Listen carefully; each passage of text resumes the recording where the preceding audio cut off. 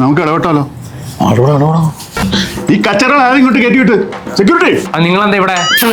എന്റെ അങ്കളെ എൻട്രി തന്നെ ചമ്പിലു. അപ്പൊ സ്കോർ 1-0. നീ ഏതാടാ? താനേതാ? വീണ്ടും ചമ്മി. അപ്പൊ സ്കോർ 2-0. താനൊക്കെ ഉണ്ടല്ലോ, തന്റെ വീട്ടിൽ പോയി തന്നെ തന്തേ വിളിച്ചാൽ മതി.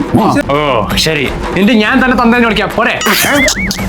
അപ്പൊ വീണ്ടും സ്കോർ 3-0. എന്റെ അങ്കള് തോൽവിയാണല്ലോ അങ്കള്. ഇങ്ങനായിട്ട് മുക്കിയിരിക്കാൻ പറ്റത്തില്ല.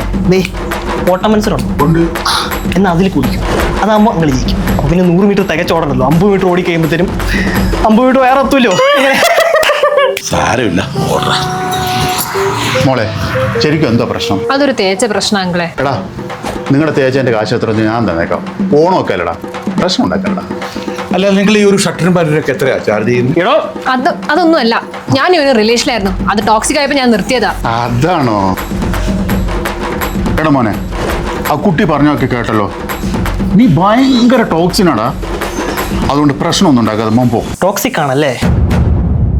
ശല്യപ്പെടുത്തലാണല്ലേ? പോണം അല്ലേ? പോയേക്കാം. എടാ